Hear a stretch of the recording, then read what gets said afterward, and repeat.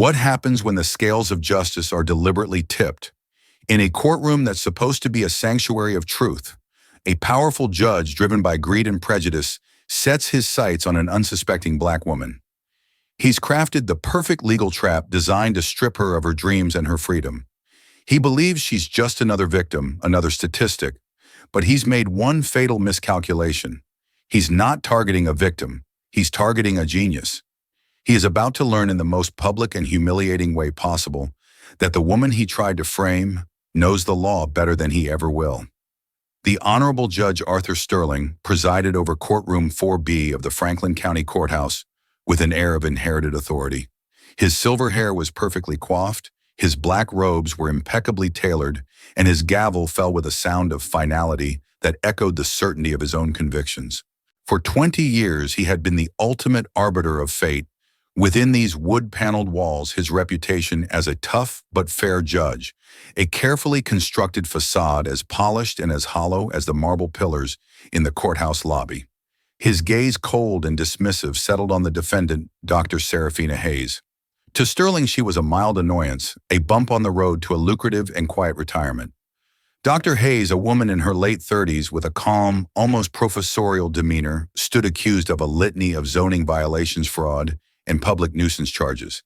The accusations were a legal smokescreen, an intricate web of lies spun by the city's most powerful property developer, Conrad Walton. Walton, a man whose ambition was matched only by his ruthlessness, wanted the plot of land that Dr. Hayes' nonprofit had legally acquired.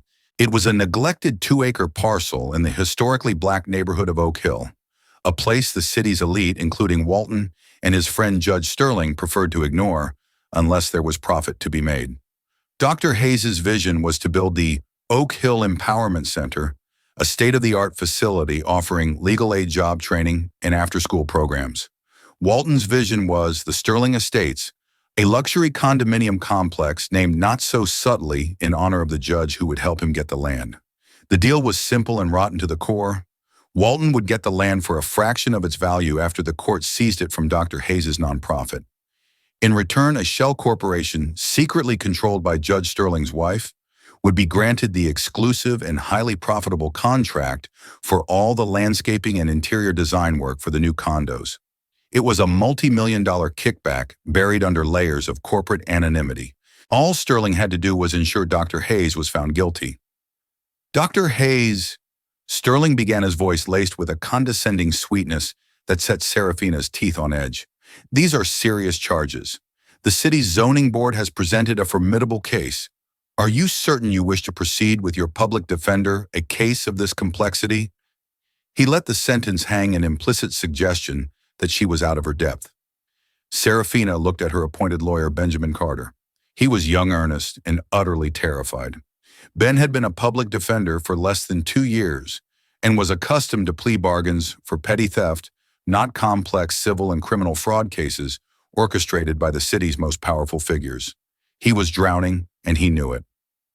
"I have faith in Mr. Carter, Your Honor," Serafina said, her voice even and steady. "And more importantly, I have faith in the truth." Judge Sterling allowed a small, almost imperceptible smirk. "The truth, Dr. Hayes, is what is proven in this courtroom. Nothing more, nothing less." The first week of the trial was a masterclass in judicial manipulation.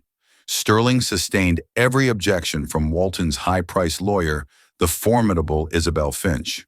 He overruled every objection from Ben Carter, often cutting him off mid-sentence with a dismissive wave. He disallowed key pieces of evidence from the defense, including testimonies from community leaders who supported the Empowerment Center, ruling them irrelevant or hearsay. The prosecution, led by Finch, painted Serafina as a deceptive grifter. They presented convoluted documents, cherry-picked quotes from grant applications, and called expert witnesses who testified that her building plans were structurally unsound and a danger to the public. It was a lie meticulously packaged to look like the truth. Ben Carter did his best. He filed motions, he prepared counter-arguments, but at every turn he was blocked by Sterling's biased rulings. He felt like a man trying to punch his way through a concrete wall. After a particularly brutal day in court, where Sterling had allowed a completely fabricated document alleging Serafina had a history of financial mismanagement to be entered into evidence. Ben slumped beside her at the defense table. "I'm sorry, Dr. Hayes," he whispered, his face pale. "He's not letting me fight. He's got the whole thing rigged. Every door I try to open, he slams it shut and locks it." Serafina placed a reassuring hand on his arm. She had been watching, listening, and analyzing. She wasn't just observing a crooked trial, she was studying a system. She saw the judge's tactics, Finch's strategy, and the precise legal mechanisms they were twisting to serve their purpose. "It's not your fault, Ben," she said softly, her eyes fixed on Judge Sterling as he gathered his papers. "You were given a knife and sent into a gunfight." She paused, a new resolve hardening her expression. "But they've made a mistake. They think this is his courtroom. They're about to find out they are wrong." Ben looked at her confused. "What are you talking about? It is his courtroom." "For now," Serafina replied, a glint of steel in her eyes that Ben had never seen before. "Ben, I need you to go home tonight and research precedent on pro se co-counsel representation in complex civil cases. Specifically, look into the 1988 State Supreme Court ruling in Patterson v. State Housing Authority." Ben blinked. "Patterson v. I've never even heard of that case."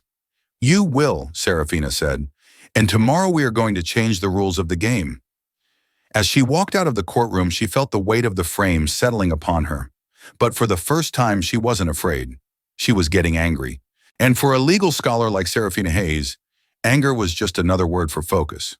The air in courtroom 4B the next morning was thick with the expectation of another rout. Isabel Finch sat confidently at the prosecution's table, her files arranged in perfect predatory order. Judge Sterling settled into his chair, a look of bored impatience already on his face. He was ready to hammer another nail into the coffin of the Oak Hill Empowerment Center. Ben Carter, however, was not his usual timid self. He stood straighter, a folio of notes in his hand, his eyes burning with a nervous but defiant energy. He had been up until 3 a.m. buried in the law library, and what he'd found had electrified him. "Your Honor," Ben began, his voice clearer than it had been in days. "Before the prosecution calls their next witness, the defense would like to file a motion." Judge Sterling sighed dramatically. "Mr. Carter, we are not here for frivolous procedural delays. What is it now?" "Your Honor, pursuant to the State Supreme Court's binding precedent in Patterson v. State Housing Authority of 1988, the defense moves to have Dr. Serafina Hayes designated as co-counsel for her own defense, with full rights to question witnesses in present arguments." A ripple of murmurs went through the small gallery. Isabel Finch shot up from her seat. "Objection, Your Honor. This is absurd.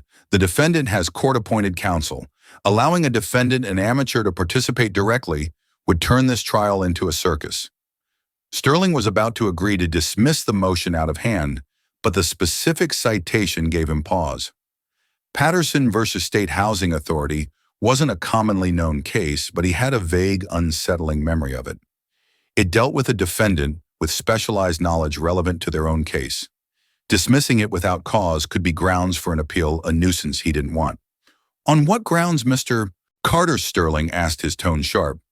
"What specialized knowledge does your client possess? Is she a construction expert?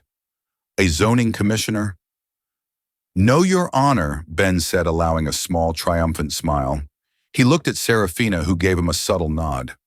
"Dr. Hayes holds a Doctor of Philosophy in Jurisprudence and Social Policy from Yale Law School.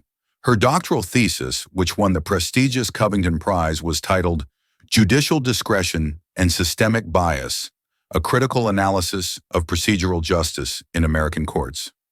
She is, Your Honor, one of the nation's foremost experts on the very subject of this trial, the fair application of the law." The courtroom fell silent. You could hear a pin drop on the worn linoleum floor. Isabel Finch's jaw was clenched so tight a muscle pulsed in her cheek. She stared at Serafina, who met her gaze with unnerving calm. She wasn't just a community organizer. She was a legal titan hiding in plain sight. Judge Sterling felt a cold knot tighten in his stomach. The defendant, the woman he had dismissed as an insignificant obstacle, was an expert on him, on his methods, on the very corruption he was perpetrating. This is highly irregular." Sterling stammered, his composure cracking for the first time. "It may be irregular, Your Honor, but it is not without precedent." Ben pressed, pushing his advantage. "The Patterson ruling is clear where a defendant possesses extraordinary and directly relevant expertise not available to counsel. The interest of justice is best served by their participation. I can think of no expertise more relevant than Dr. Hayes's." Sterling was trapped. To deny the motion now with the revelation of Serafina's credentials hanging in the air would be an obvious and appealable abuse of discretion. He looked at Finch, who could offer no help. He was cornered by a 30-year-old precedent and a woman he had catastrophically underestimated. "Very well." He grated out the words tasting like ash. "The motion is granted, but I will not tolerate any theatrics, Dr. Hayes. You will adhere to the proper rules of procedure. Do you understand?" "Perfectly, Your Honor," Serafina said, rising to her feet. She moved to the lectern beside Ben Carter, not as a defendant, but as an equal. The balance of power in the room had just been seismically altered. The first witness Serafina called for questioning was the prosecution's star expert, a city engineer named Marcus Cole, who had testified that Serafina's plans for the community center were unsafe. Cole smirked, ready to bat away questions from an amateur.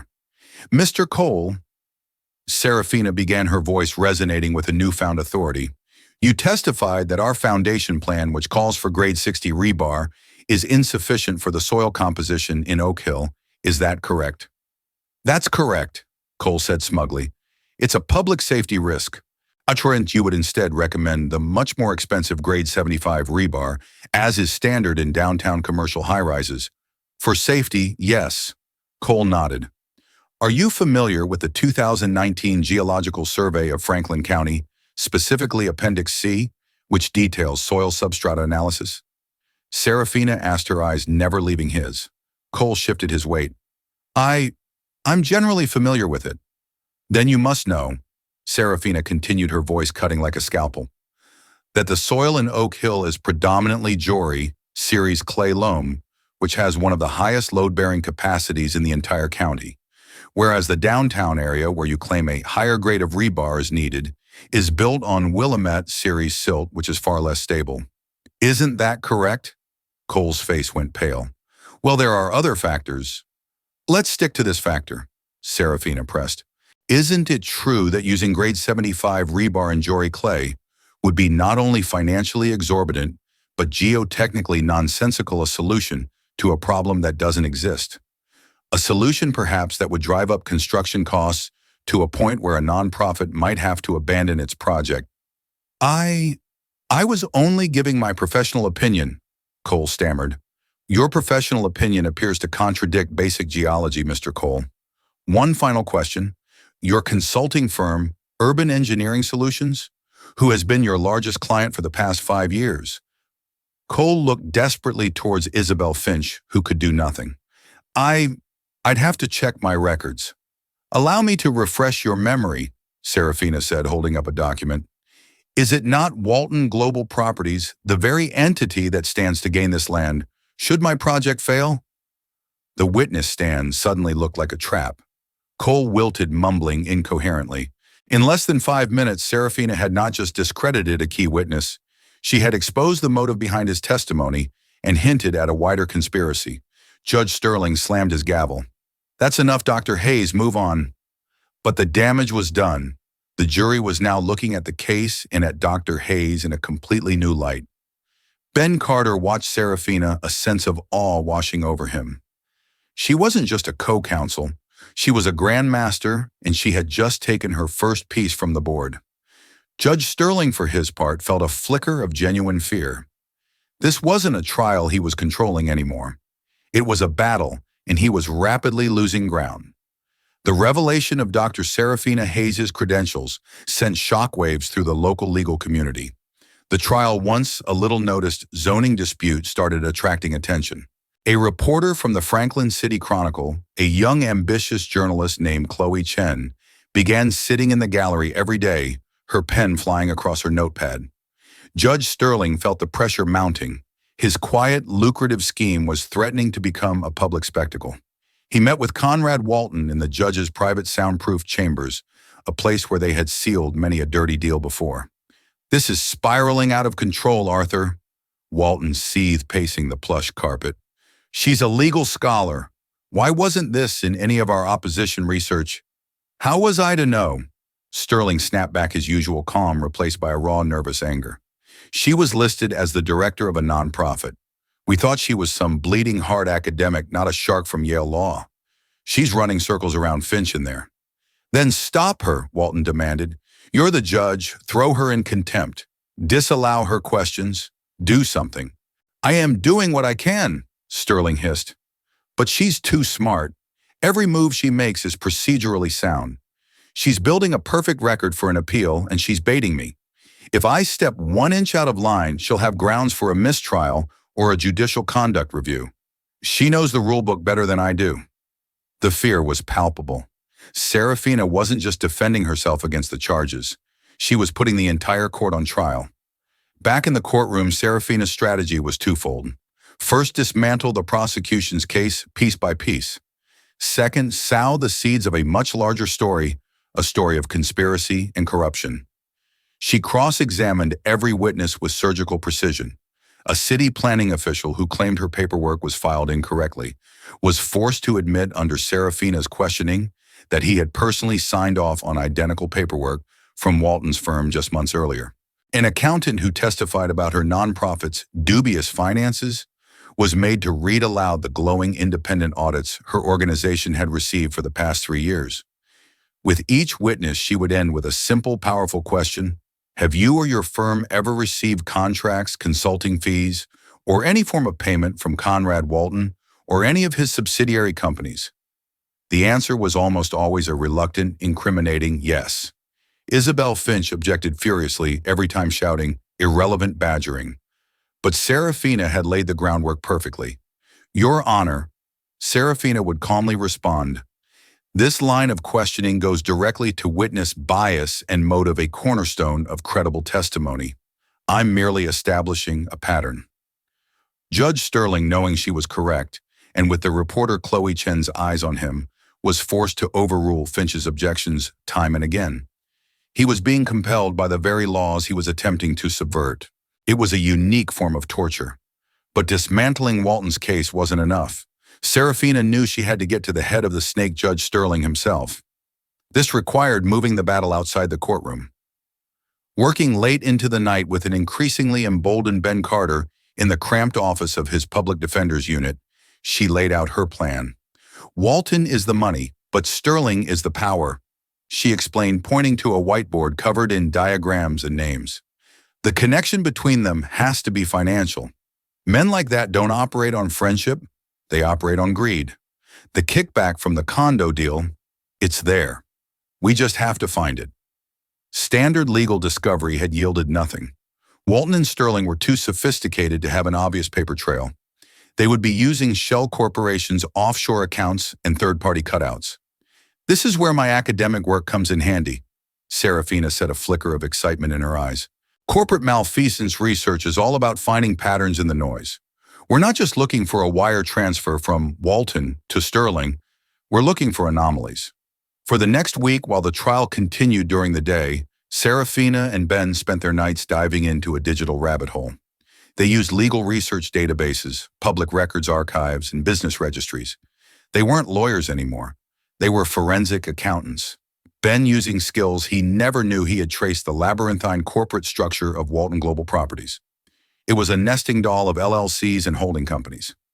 Meanwhile, Serafina focused on Judge Sterling. She pulled public records on his assets, his wife's businesses, and his known associates. The breakthrough came from an unexpected place.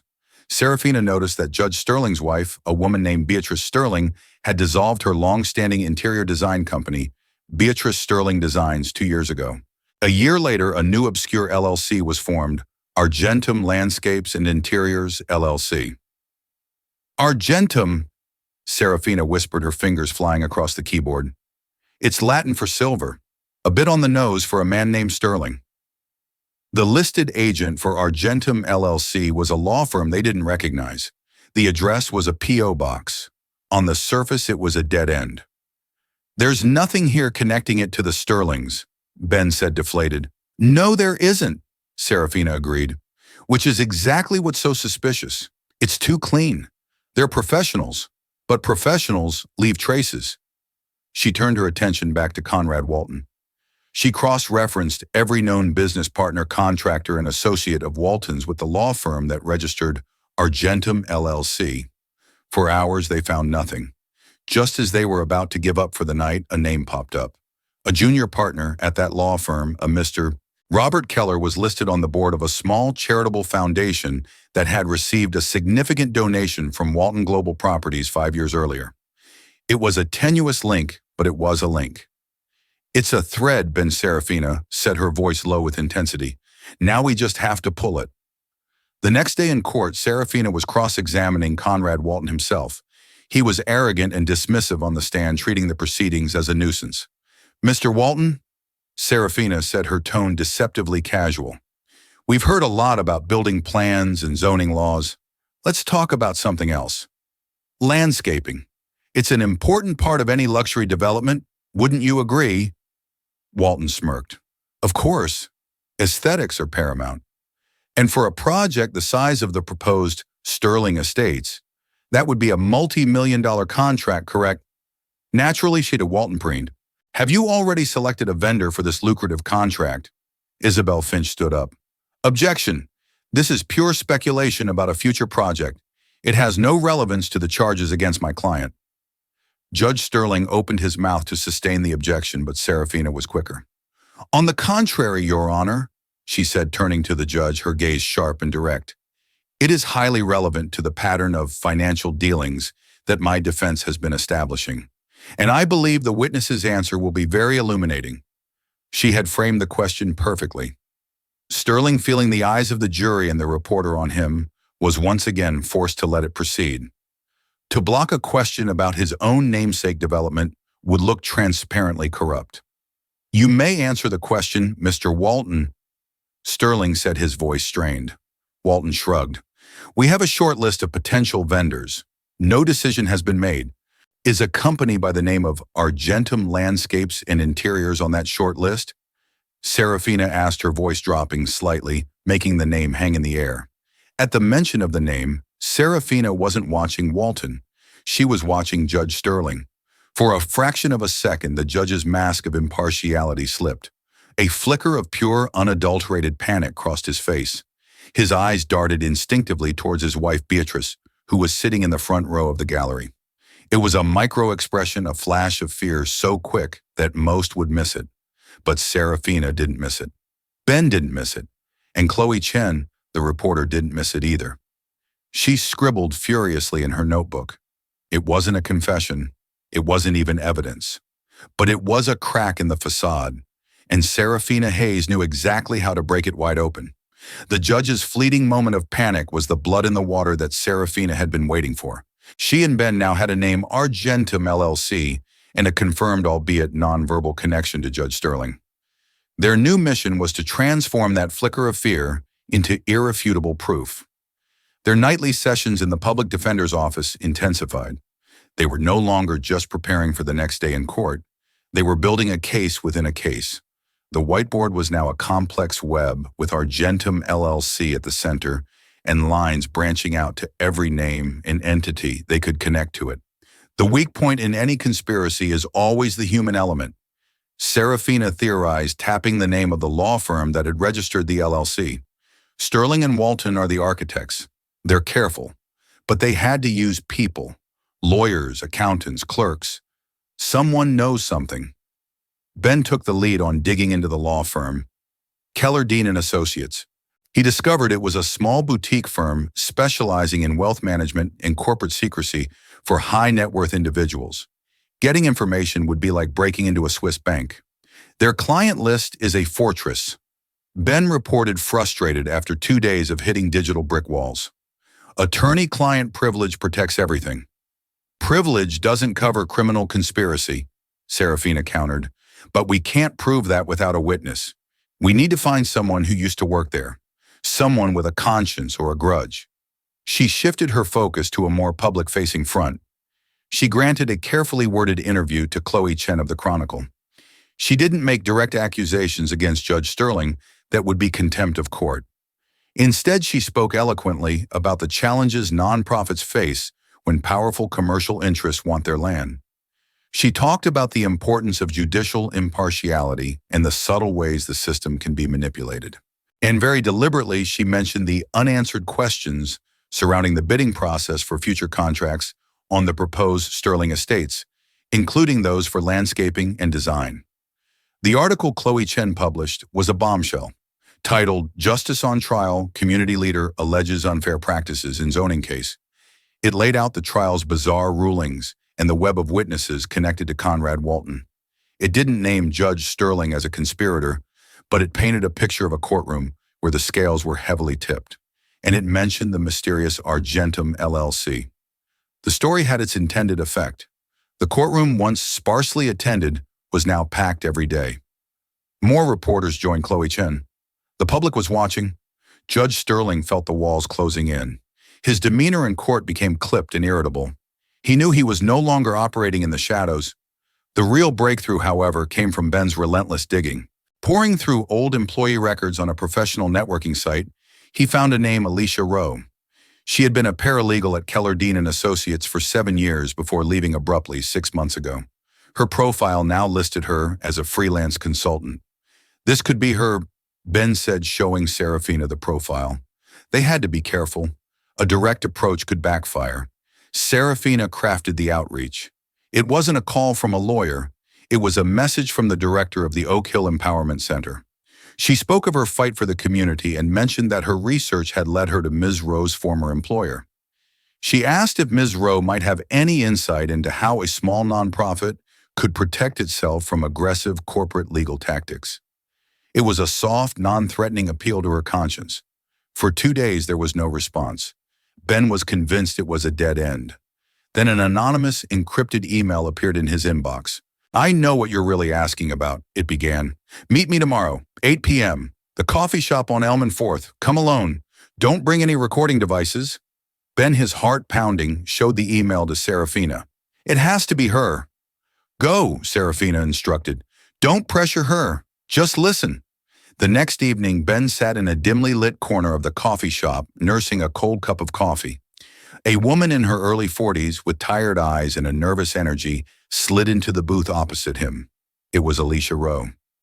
"I shouldn't be here," she said, her voice a low whisper. "They made us all sign ironclad NDAs." "We're not asking you to breach an NDA," Ben said gently. "We just need to understand." "I know what you need to understand," she cut him off. "I read the article. Argentum LLC. I set it up." Ben froze, trying to maintain a calm exterior. "I was Robert Keller's paralegal." Alicia continued, twisting a napkin in her hands. "He was a partner at the firm. Conrad Walton was one of his biggest clients. About a year ago, Keller called me into his office. He said he had a special project for a friend of Walton's. Utmost discretion required." She explained the entire process. She had filed the incorporation papers for Argentum LLC. The named manager on the public documents was a professional proxy service based in Delaware, designed to be untraceable. But on the internal client intake form, the form that is protected by attorney-client privilege and never sees the light of day, she had to list the true beneficial owner. "Who was it?" Ben asked, his voice barely a whisper. "It wasn't a person. It was a trust," Alicia said. "The Silverleaf Family Trust. And the trustee, the sole person with control over that trust, was Beatrice Sterling, the judge's wife. It was the smoking gun." "Why did you leave the firm?" Ben asked. Alicia let out a bitter laugh. "Keller had me prepare another document. It was a draft contract between Walton Global Properties and Argentum LLC. It granted Argentum the exclusive no-bid rights to all landscape and interior design work for the Sterling Estates development. The value of the contract was pegged at 15% of the total construction cost, a project worth $100 million. You do the math. It was a $15 million kickback." She had realized then that she wasn't just doing wealth management. She was facilitating a massive bribe. "I told Keller I was uncomfortable. He reminded me of my NDA and suggested that for my own career and safety, I should forget what I saw. I quit the next week." "Would you be willing to testify to this?" Ben asked.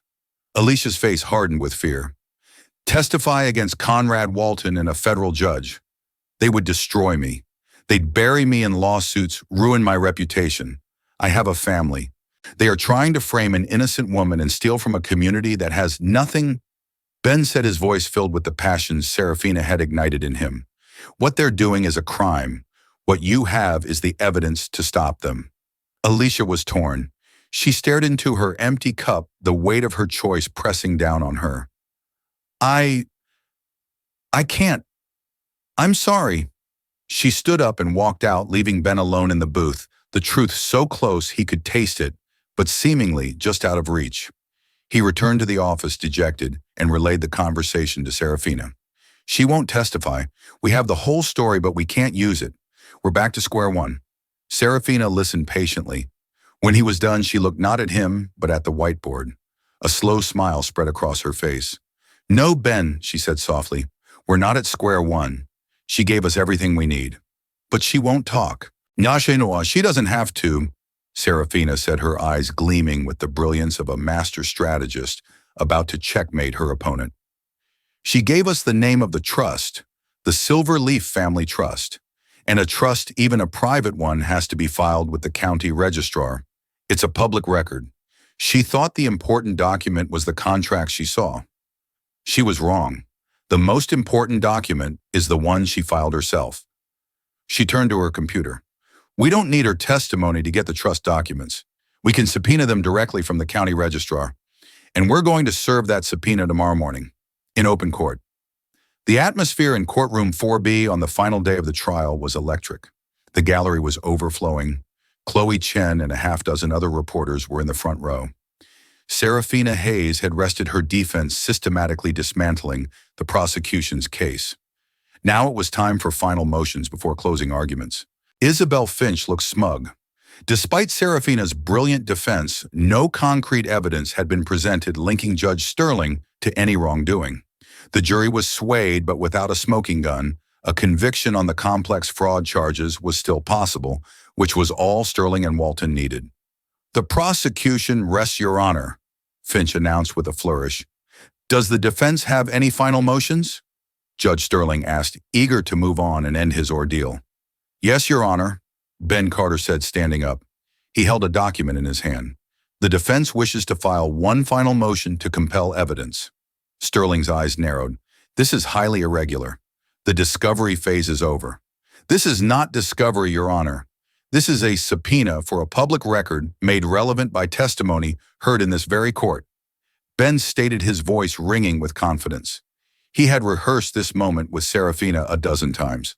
A subpoena for whom? Sterling asked, annoyed. For the Franklin County Registrar of Public Records, Ben announced. We request the immediate production of the founding documents and listed trustees for a specific private trust filed in this county, the Silver Leaf Family Trust. The name fell like a boulder into a silent pool. Conrad Walton, sitting behind Finch, went rigid. Isabel Finch's face went blank with confusion. She'd never heard of it. But Judge Sterling... He froze. The color drained from his face. His knuckles gripping his gavel turned white. He looked at his wife in the gallery, whose expression was one of pure horror. The secret name was out. On what grounds? Sterling managed to say, his voice a dry rasp. This was Serafina's cue. She rose to her feet, her presence commanding the entire room. Your Honor, she began, her voice calm but carrying to every corner of the court. Over the course of this trial, the defense has established a clear pattern of financial connections between nearly every witness for the prosecution and Mr. Conrad Walton's business empire. The only remaining question is the motive for this coordinated effort to frame my organization. She paused, letting the weight of her words sink in. We believe the answer lies within the documents for the Silver Leaf Family Trust. We have reason to believe these documents will show a direct financial link between the beneficiary of this fraudulent lawsuit, Mr. Walton, and the presiding officer of this court. Gasps erupted from the gallery. Finch was on her feet, shouting, Objection! This is an outrageous and slanderous accusation. Dr. Hayes is personally attacking the integrity of this court. I move for contempt. But Serafina wasn't looking at Finch. Her eyes were locked on Judge Sterling. It was a direct challenge. A checkmate. Sterling was hyperventilating, his mind racing. If he granted the subpoena, his life was over. The document would expose everything. If he denied the subpoena for a public record after its relevance had been so clearly and publicly articulated, it would be a blatant admission of guilt. He would be disgraced, investigated, and destroyed all the same. He was trapped. There was no escape. Denied, he choked out, his voice cracking. The motion is denied. It is irrelevant and scandal. Then I have another motion, Your Honor, Serafina said, cutting through his panic.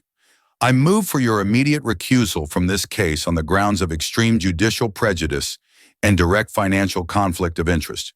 Outrageous, Sterling roared, losing all control. He slammed his gavel not with authority but with sheer desperation. You are in contempt of court, Dr. Hayes. I will have you. And on what grounds will you hold me in contempt, Judge Sterling? Serafina shot back, her voice like ice. For pointing out that the proposed name of Mr. Walton's development is the Sterling Estates? For asking why you looked at your wife in a panic when I mentioned Argentum LLC? Or for having the audacity to ask for a public document that lists your wife, Beatrice Sterling, as the sole trustee of a secret fund designed to receive a multi-million-dollar kickback from this very case? Every detail Alicia Rowe had provided was now laid bare. Not as testimony, but as a series of devastating, undeniable questions. The courtroom exploded. The reporters were practically sprinting for the doors. Judge Sterling stood up, his face purple with rage and fear. Bailiff, remove this woman. But before the bailiffs could move, a new figure stepped forward from the back of the courtroom. A man in a sharp suit flanked by two others. Judge Arthur Sterling. The man said, his voice calm and authoritative. He flashed a badge. Agent Miller, FBI. I think you should come with us. We have a few questions for you. In the gallery, Beatrice Sterling let out a faint sob. Conrad Walton sat frozen in his chair, his face the color of ash. He knew it was over. Agent Miller's partner walked over to the defense table and looked at Serafina with a measure of respect and awe. Dr. Hayes, he said quietly. An anonymous tip was emailed to our public corruption unit last night. It suggested we might want to be in this courtroom today, and that we should run a search on the Silverleaf Family Trust. Thank you. You did our job for us. Serafina simply nodded, watching as Judge Arthur Sterling, the man who had tried to destroy her, was escorted out of his own courtroom in disgrace. The gavel lay on his bench, abandoned. The scales of justice, so long tipped, had come crashing down with a vengeance.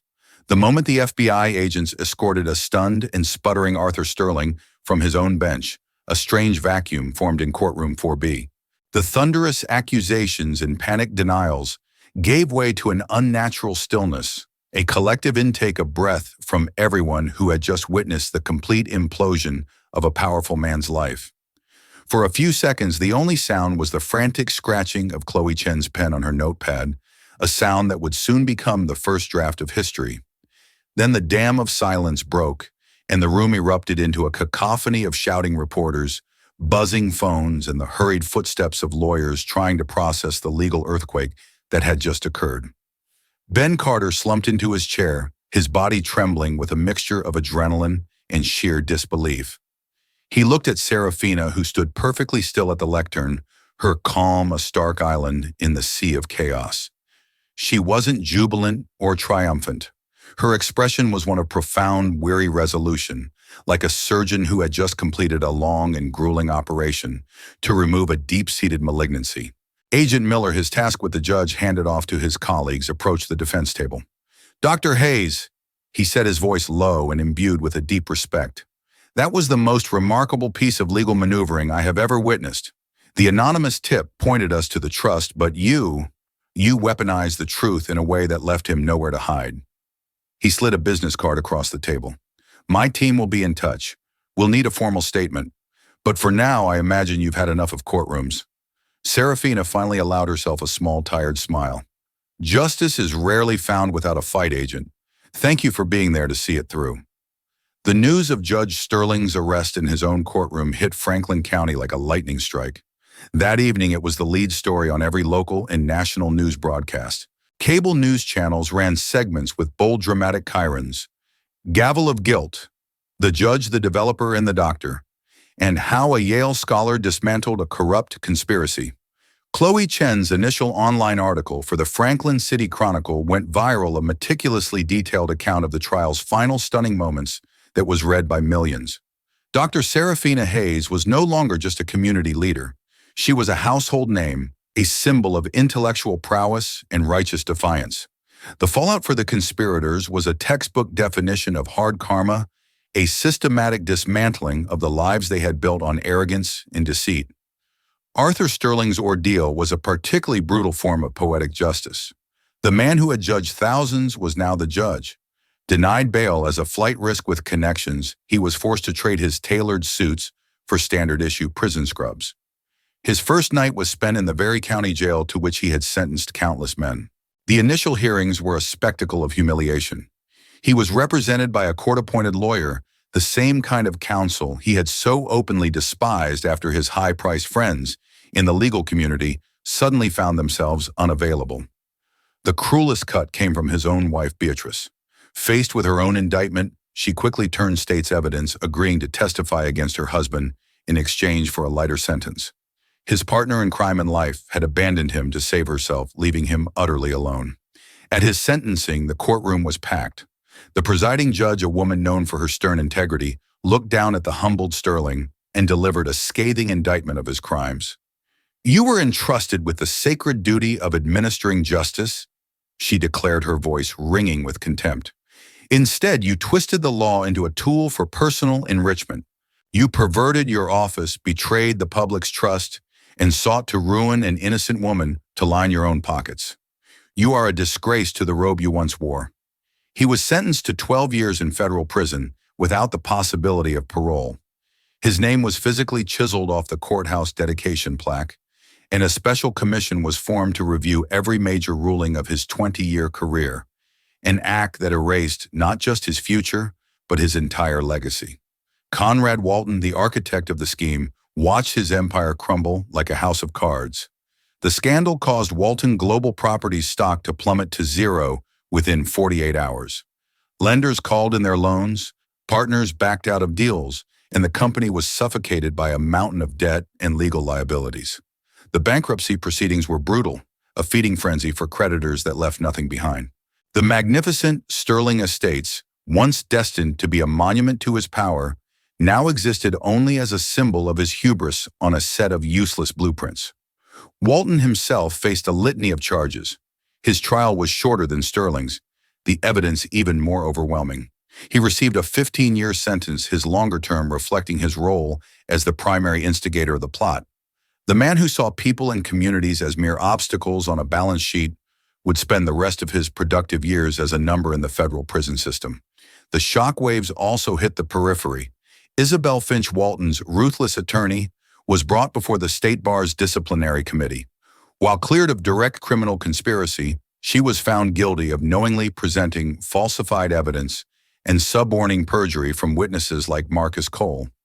Her law license was suspended for 2 years, a career-killing blow for a lawyer of her ambition. Robert Keller, the discreet lawyer who created Argenum LLC, fared even worse. He was disbarred for life for his role in facilitating the bribe. Amid the ashes of this widespread ruin, however, something beautiful began to grow. The story of the Oak Hill Empowerment Center captured the nation's heart. Donations poured in not as a trickle, but as a flood. Small checks from pensioners, large grants from national foundations, and an anonymous 7-figure donation from a tech billionaire who said he was inspired by Dr. Hayes' genius and grit.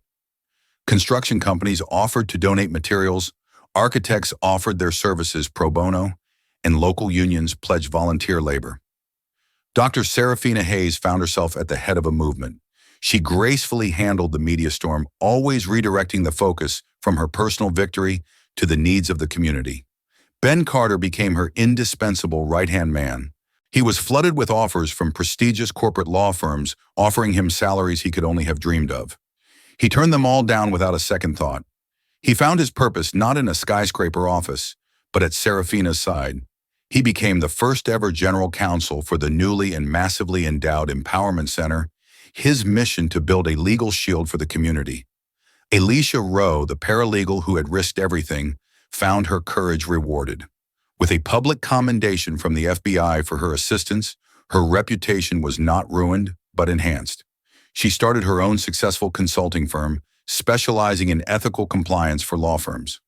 1 year to the day after Sterling's arrest, a massive crowd gathered on a sunny afternoon in Oak Hill. Where a single neglected 2-acre lot had once stood, there was now a sprawling 5-acre campus under construction. The steel skeleton of a building far grander and more ambitious than the original plan reached for the sky. Dr. Serafina Hayes stood at a podium looking out at the faces of the communities she had fought for. A year ago, she began, her voice steady and clear. We were fighting for our survival in a courtroom. Today we stand on this ground not as survivors but as builders. Some people look at a community like ours and see only its challenges. They see poverty and they offer neglect. They see potential and they offer predatory greed. She paused, letting her gaze sweep over the crowd. But when I look at you, I see something else. I see resilience. I see brilliance. I see the heart of this city. That courtroom taught us a hard lesson that justice is not a gift. It is a right that must be relentlessly defended, demanded, and when necessary, taken back from those who would corrupt it. This building, she said, gesturing to the structure behind her, is more than just concrete and steel. It is a declaration.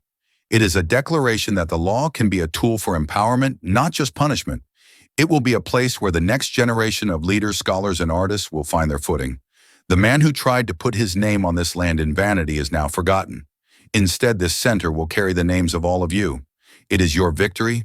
It is your future. Let's get to work building it. As the crowd erupted in thunderous applause, Serafina looked at the rising structure, a testament to the fact that the most enduring legacy is not one carved in stone by the powerful, but one built with love by the community. The karma that had struck down her enemies was not just about punishment. It was about restoration, clearing the way for something far better to grow in its place. In the end, this wasn't just a story about a corrupt judge getting what he deserved. It was a story about the immense power of intellect, integrity, and courage in the face of overwhelming odds. Dr. Serafina Hayes reminds us that the most powerful weapon against a corrupt system is a brilliant mind that understands how to dismantle it from the inside. She proved that one person armed with the truth can indeed be mightier than the gavel. The hard karma that hit Judge Sterling wasn't supernatural. It was the logical, inevitable consequence of his own arrogance and greed.